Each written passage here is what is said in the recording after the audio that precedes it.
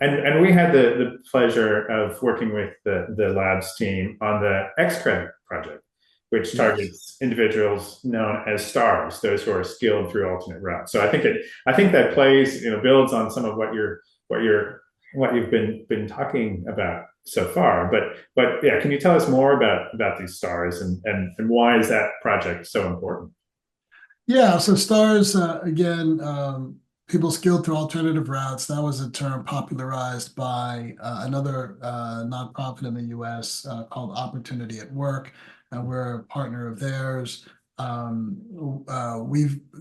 name we came up with, which I think is complementary to that, and it's really talking about the same type of folks, is new majority learner, and the new majority is represents the majority of people who don't have these kind of degrees, and the fact that they're learners, they're Hmm. not learning all the time, but it's the fact that the learning experience has been kind of broken for them. But and those are the folks who need to be skilled through alternative routes. So as opposed to a four-year college degree, um, it's and even beyond, a shorter version of a four-year degree, which is a two-year associate's degree.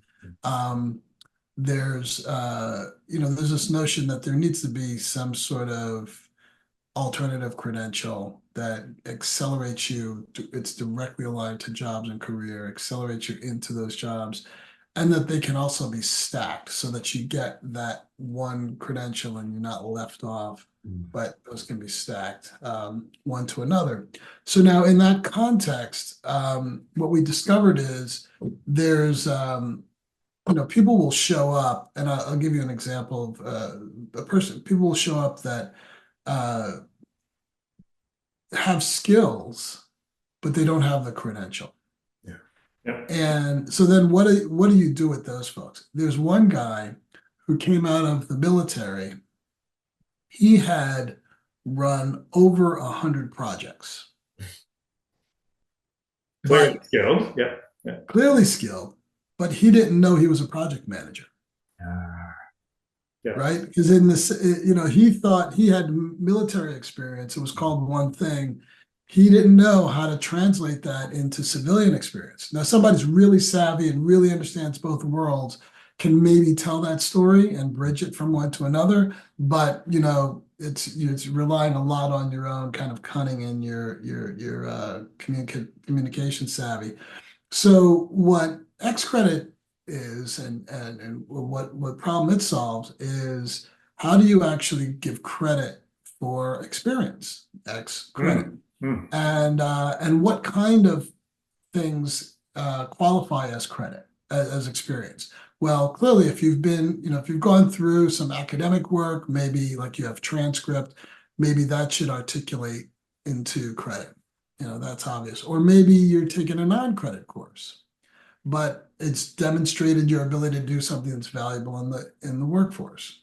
And you see like Google certifications and cybersecurity certifications and project management certifications, all these different types of things, much less the other things that are in the skill trades. Um, all of those things are skills.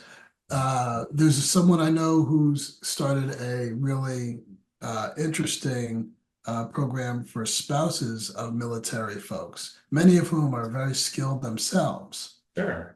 and has created essentially a part-time worker program for these folks who are off on bases around the world, and they don't get opportunities to work, or nor do they get credit for the work that they do. So this program actually creates both the opportunity to work and a credential that sort of says, this attests to what you can do.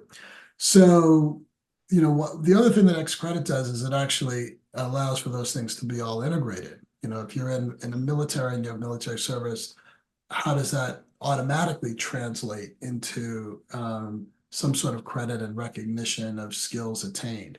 So, and all of those things then need to feed into like a skills wallet, which is kind of a new concept. And you guys are familiar with that, Mm. Right. Edalex. Um, but and that skills wallet can actually start to tell a different story. and help someone tell a different story about what they can do, how they can do it, and provide evidence to that effect. So that's kind of what we're doing with XCredit. And the reason why it's important to people skilled through alternative routes is that, well, you don't have anything, otherwise, what do you have? Maybe you have your own resume, and who's validated that, right? Hmm. And who's attested to that. So there's an opportunity for much more powerful instrument for validation of skills through something like an XCredit model. Yeah, that's brilliant. And again, building on the stat that you shared of under 20% are following that traditional route. And I love the expression new majority learner. Um, so that is something that I think resonates at all levels. I love sharing an example that one of a high school that we work with here in Australia shared that one of her high school students said that she didn't have any skills. She just worked at McDonald's. And when you think about it, like, what? That's incredible, right? So you have teamwork, you have conflict resolution, you have collaboration, you have task focus. There's so many of these skills. And I think, through the 21st century skills that the lab developed now quite a few years back, is really focusing on those durable skills that are so important for all of us, and ultimately being able to recognize both the potentially domain specific or technical skills, as well as these durable skills that will support someone. And I love that example that you shared of someone coming out of the military and not being able to, not having the language or evidence to back up those skills that they do have. So Yeah, and I think to that, just to finish that point off, you mentioned durable skills, and we built actually a whole competency framework that gives names to these durable skills. mm, Uh, so teamwork, critical thinking, collaboration, and so forth, that they were designed by, with, and for employers, as to the things that they understand, that are the complementary skills to those technical skills that folks are learning. And the other thing is, how do you then measure those things? mm, So it's one that you can name them, and those are really right. important.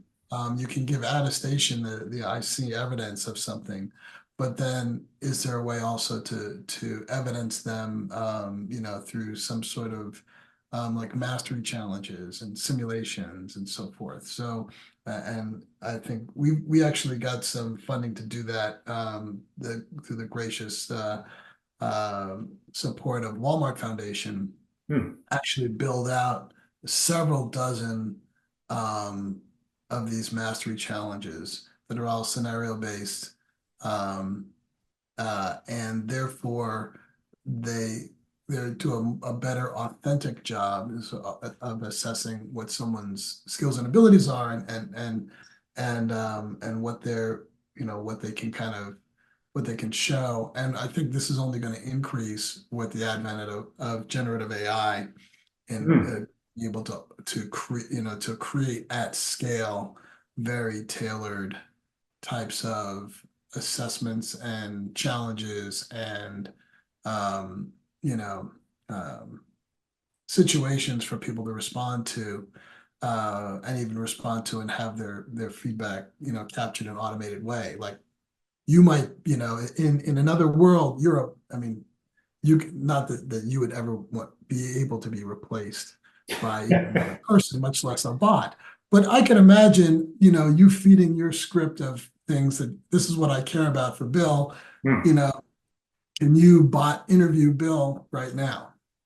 right. Right? Right. If we had something like Otter turned on, it Mm, would be capturing everything I said, summarizing it, being able to look for trends that you care about, and then feeding back to you the same type of feedback that you get if you talk to somebody in your company who's an interviewer, right. and you don't have the problem of, okay, this person just got off the phone with their partner and they're upset when they're talking to you, or they forgot to go to the bathroom and they can't focus on what you're saying, or they're bleary-eyed and they have a meeting coming up. And so I think there's even an opportunity for for more greater and richer types of kind of non-academic, really, feedback about what people can do. And that's really what we care about. We don't care that they sat through a course. We care about what they could do. If sitting through a course helps you build strength and muscle and skill and patience and experience in doing that, that's great. But that's certainly not the only way. And sometimes it's not the best way. Yeah. No, well said. Well said.